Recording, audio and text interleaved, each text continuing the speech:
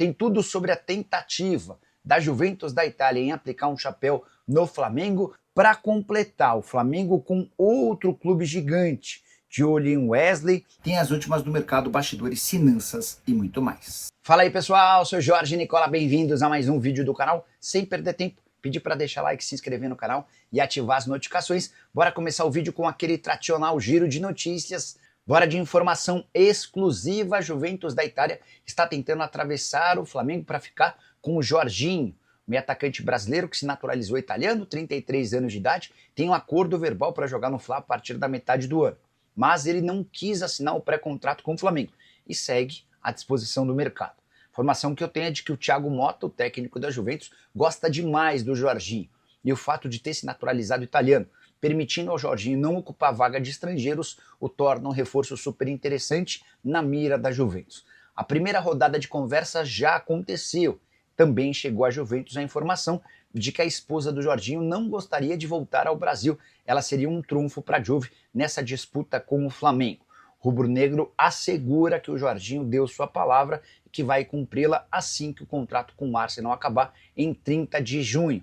Mas essa novela, ao que parece, terá que durar mais alguns capítulos, semanas, meses, né? A gente só vai ter uma definição um pouquinho mais perto do fim da temporada europeia, quando o Jorginho terá a chance de assinar esse pré-contrato, seja com o Flamengo ou com a Juventus da Itália. Só para completar as notícias em relação ao Fla, Felipe Luiz segue sendo bastante elogiado. Renato Gaúcho deu uma entrevista a um podcast assegurando que desde a época em que ainda era jogador, Felipe Luiz era do cara super estudioso, que queria saber tudo sobre o adversário. Segundo o Renato Gaúcho, Felipe Luiz tem potencial para em breve se tornar técnico da seleção brasileira. Preciso falar agora sobre o Liverpool, que é o mais novo interessado na contratação do lateral direito, o Wesley. O jogador do Fla virou o grande destaque do mercado internacional. Somente na Inglaterra, outros dois clubes já haviam demonstrado interesse, o Aston Villa e o Bournemouth. Teve também proposta recusada da Atalanta, o Zenit chegou a oferecer 25 milhões de euros nessa janela de transferências, o Flamengo rejeitou a oferta, isso sem falar no antigo interesse do Barcelona, que monitora de perto os passos do jogador. O Wesley já deixou bem claro para pessoas próximas que, se puder, vai dar preferência ao clube espanhol. O interesse do Liverpool foi revelado nessa sexta-feira pelo UOL e, segundo consta na matéria, o Alexander-Arnold estaria de saída do Liverpool e o Wesley é visto como um sucessor natural e imediato. Só para lembrar que o Flamengo entende hoje o Wesley com potencial para ser vendido por pelo menos 35 milhões de euros, isso é claro, se ele for convocado para a seleção brasileira. Dorival Júnior cogita essa possibilidade para os jogos das eliminatórias do mês de março, contra Argentina e Colômbia, a data FIFA mais complicada da seleção brasileira, em que o Dorival precisa de resultados sob o risco de ser demitido. Só para completar, em relação ao Flamengo, queria contar que o Alcaraz deu uma entrevista lá na Inglaterra, onde joga pelo Everton por empréstimo, para explicar sua saída do Fla. Ele disse, abre aspas, eu estava feliz no Flamengo, mas aconteceram coisas que envolveram outras pessoas, não comigo diretamente. Então, mesmo antes do Everton mostrar interesse, eu estava pensando que adoraria voltar para a Premier League. Só para lembrar, o empréstimo tem obrigação de compra se ele for titular em 6 partidas por lá. Já foi titular no último jogo, com direito a gol e assistência. A tendência é que o Alcaraz bata essas metas e o Everton seja obrigado a comprá-lo por mais de 100 milhões de reais, o que permitiria ao Flamengo recuperar o investimento feito no ano passado. Jorge Jesus deve estar arrependido de ter liberado o Neymar. É que o time dele, o Al Hilal, vai caindo pelas tabelas. Nesse sábado, derrota por 4-1 para o Al Ittihad, que abriu ainda mais distância na briga pelo título do Campeonato Saudita. A nova classificação do campeonato tem o Ittihad com 55 pontos contra 48 do Al Hilal. Restam apenas 13 rodadas para o fim da competição. Felipe, boa noite. Boa noite. A gente teve numa entrevista o Arrascaeta falando que você foi até a casa dele e que ele virou para você e falou que se você precisar me colocar no banco, pode me colocar. O quanto importa para você um grupo onde alguns jogadores te mostram que o elenco e a união desse grupo está acima de qualquer vaidade? Eu falei para ele que se ele não estiver bem, ele não vai jogar. Mas, não, assim, são jogadores que, além de de serem grandes jogadores, serem ídolos, são meus amigos. Eu seria um hipócrita dizer que esses jogadores como o Bruno Henrique, como o Gerson, como o Arrascaeta e tantos outros que jogaram comigo desde 2019, se eu não chamasse eles de amigos. Então eu acho justo, que foi justo eu ter ido falar com eles pessoalmente e dizer que eu vou tomar decisões algumas vezes e vão incomodar. E o que eu mais esperava deles é que isso não afetasse a amizade que a gente tem, porque é uma decisão estritamente profissional. E a resposta dele foi essa, que poderia ficar tranquilo que nada ia mudar a amizade. Eu sei que do meu cargo para o jogador não muda, mas o jogador para o treinador ele vê como uma figura diferente. Eu já senti isso, eu já vivi isso. Existe um respeito, uma hierarquia, a hierarquia, mas esses jogadores, como eles são tão profissionais, tão grandes, eles sabem separar o que é o lado humano, o que é a amizade, do que é o profissional. E tanto é que em momentos determinados eu tomei decisões difíceis, tive que tirar esses jogadores que são meus amigos e eles nunca deixaram de ser próximos a mim por causa de alguma decisão. Aliás, a equipe sempre está na frente e com isso eu vivo tranquilo, eles vivem tranquilo porque eles sabem que eu estou sempre fazendo o que eu, Felipe, acho que é melhor para a equipe. E repito o que eu falei outras vezes. Vou acertar sempre e não vou acertar sempre. Com certeza não vou acertar sempre. Mas o meu pensamento vou fazer sempre o que eu acho que é melhor para a equipe. E eles entendem bem isso. Felipe, tudo bem? Rafael Borghetti, repórter do canal Flavoz. Eu recebi mensagem de um amigo meu, que ele é flamenguista, falando sobre o jogo de hoje, e ele disse, cara, como é bom assistir o Flamengo jogar hoje em dia. Como é que é para você resgatar essa sensação do torcedor em todo dia que ele liga a TV ou vem aqui no estádio assistir o jogo do Flamengo, ele saber que ele vai ver um jogo de qualidade? E, claro, como você falou, algumas decisões podem ser contrárias, o Flamengo não vai garantir sempre vitórias e tudo mais, mas a qualidade do jogo tem sido incontestável em toda a partida. O Flamengo tem mostrado que joga muito bem. Como é que é para você resgatar essa sensação do torcedor em estar feliz em assistir os jogos do Flamengo? Obrigado. Grande pergunta. Quando eu jogava, eu sempre pensava que o Flamengo ele tem uma característica única. A torcida ela exige um certo tipo de futebol, que seja apresentado um certo tipo de futebol que não vale só vencer. Isso me chamou atenção, porque eu, sim, joguei muitos anos no Atlético de Madrid, onde só vencer era suficiente. E durante todo esse processo meu no clube como jogador, eu entendi um pouco, entendi muito o que o torcedor sente, o que ele quer e por que as vaias. Por que o torcedor ele vaia no Maracanã? Por que ele não se sente identificado com a equipe? Então, a partir desse momento, quando eu já decidi durante muitos anos que eu seria treinador, então eu pensei, junto com o meu auxiliar, em criar um modelo de jogo, um documento onde a gente pudesse fazer um modelo onde o torcedor se sentisse representado pelo que ele estivesse vendo no campo. E não é a forma que o Flamengo vai ganhar, se não escolher a forma que a gente vai perder. Se é para perder, prefiro perder dessa maneira, correndo riscos, pressionando alto, jogando com bola, fazendo um jogo de imposição e outros mil detalhes que não estão aqui. Então, esse foi o meu pensamento, E a chegada do Boto é interessante porque ele falou isso na outra entrevista, que ele quer criar um modelo de jogo para o clube, e onde o nosso modelo de jogo e o dele, a gente está em constante adaptação e atualização para que sempre o torcedor se sinta representado com o que está vendo no campo. Como você bem falou na pergunta, não sempre vai se ver o que o torcedor quer, não sempre vão ser só alegrias, mas que a intenção seja sempre jogar o futebol que deu alegrias para esses torcedores em algum momento, com o Zico, com o Leandro, com o Júnior, com o Nunes, com todos esses grandes craques, jogando esse tipo de futebol. Depois o Jorge Jesus resgatou isso e tentamos reproduzir o que o torcedor gosta de ver no campo. Okay. Tudo bem, Felipe? Parabéns por mais uma taça. Gilberto Júnior, canal Flamelo. Você já disse algumas vezes que, na sua crença, são os jogadores que se colocam no time titular. E aí você tem o Luiz Araújo, que entra pela direita e vai bem, pela esquerda vai bem, centralizado corresponde. Para você, o Luiz Araújo está nesse sentido? Ele está pedindo passagem, está se colocando no time titular? Sem dúvida. O Luiz Araújo é um dos jogadores aqui super importantes na equipe, e eu sabia hoje que, deixando ele fora do time titular, eu vou para casa com uma sensação de estar sendo injusto, né? E isso é bom para o treinador, porque ele está criando isso em mim. Ele não está sendo injusto, eu não estou me sentindo injusto porque ele é gente boa, ou porque ele me trata bem, porque ele me dá bom dia e me olha no olho, não. Ele tá me deixando com a sensação de que eu estou sendo injusto porque ele está mostrando e falando no campo. Esse é o tipo de jogador que eu quero. Depois o treinador ele tem que tomar decisões, porque todos os que eu decidi para começar o jogo hoje foi por algum motivo especial, pensando no plano de jogo, pelo momento, pela carga física, por 1000 coisas que eu possa imaginar, eu monto uma equipe.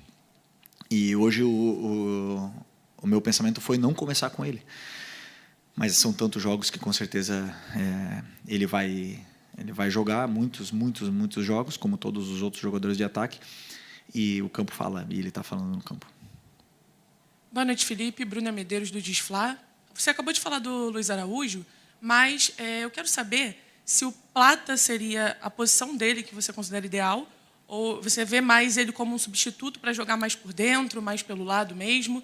E queria que você falasse um pouquinho também sobre essa importância do Plata, que você já falou várias vezes sobre essa importância dele tática, e a gente vê ele se movimentando bastante. Então, como fazer com que coloque 2 jogadores que estão provando que merecem ser titulares e você só tem 11 lugares no time, né? Da mesma forma que eu falei da zaga, né? Vou ter que achar um lugar para todo mundo. Mas o bom disso é que nós temos, para o segundo tempo também, jogadores importantes entrando e depois melhorando ainda mais a equipe, né? Tendo esse tipo de jogador como Luiz Araújo, como Plata, ou como Bruno Henrique, como Juninho, todo esse tipo de jogador que um dia vão ter que entrar no segundo tempo, vão melhorar a equipe. O Plata é um jogador que foi, como eu disse nas outras entrevistas, foi pouco a pouco, trabalhando, sem falar, trabalhando, e cada vez que ele entrava, melhorava a equipe, era sensação de perigo e detalhes táticos, detalhes que eu peço, e ele absorve todos eles, tanto ofensivos como defensivos, com e principalmente sem bola. São detalhes que fazem o Plata ser um jogador muito importante, fundamental para mim, fundamental. Porque, aliás, hoje ele jogou na melhor posição dele, que é por dentro, né? Para mim, na minha visão. Mas ele pode jogar na meia esquerda, pode jogar aberto na esquerda, pode jogar aberto na direita, jogou de atacante. Então é um jogador super versátil que nos dá muito, ajuda a defender, ataca, pressiona, faz tudo que o treinador pede. E, portanto, é um jogador fundamental para mim. Só um segundo. Lembrar vocês que faço apenas uma pergunta, tá? Não 2, 3 minutos. Tá? Por favor. Boa noite, Felipe. Bruno Castanha, canal Rubro News TV. A gente falando bastante desse time, a forma de jogar, mas eu quero falar hoje da bola parada também. O Flamengo do Felipe Luiz é muito forte, vem fazendo gols, né, em vários jogos. Hoje a gente viu até uma jogada ensaiada, que resultou num gol, mas também outras no segundo tempo, que acabaram não resultando em gol, mas que me levaram muito perigo. Quero que você fale também um pouquinho desse trabalho, dessa bola parada do Flamengo, que vem sendo muito forte nos últimos jogos. Obrigado. Bola parada é um recurso e uma fase do jogo tão importante como todas as outras, onde damos muito valor. Eu sempre penso que a bola parada é estado de concentração, é um estado de espírito dentro do campo, você acreditar naquilo, porque eu já passei por jogar com equipes muito altas e sofrer e tomar gols e nunca fazer gol, e jogar com equipes muito baixas e não sofrer e não tomar gol pelo estado de concentração e tal.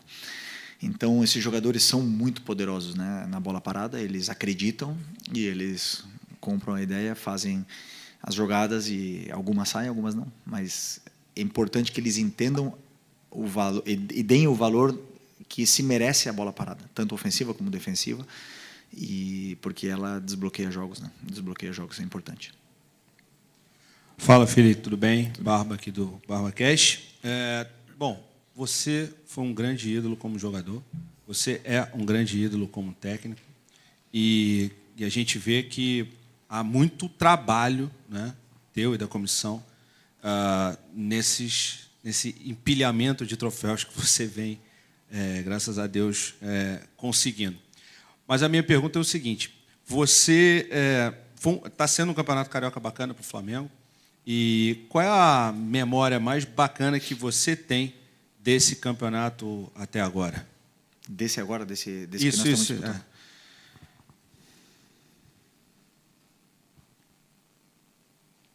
Boa pergunta.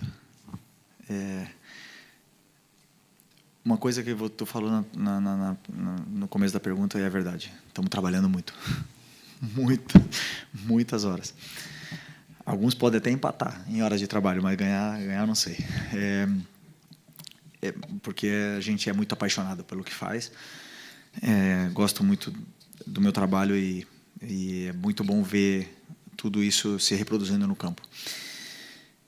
O melhor momento do Campeonato Carioca, eu acredito que tenha sido o terceiro clássico, depois do jogo do Vasco, onde a gente passou por um turbilhão de emoções contra o Fluminense, contra o Botafogo, e jogar o terceiro jogo contra o Vasco e ver os jogadores com o mesmo sangue no olho sempre, sem cansar e sem perder a ambição, querendo mais, querendo fazer mais gols, querendo jogar, e todos eles querendo competir entre eles, para mim, como treinador, foi o momento mais gratificante até agora. Então, agora vão começar as fases realmente, o semifinal e final, que são as mais importantes, mas o time chega num estado de ânimo muito, muito bom.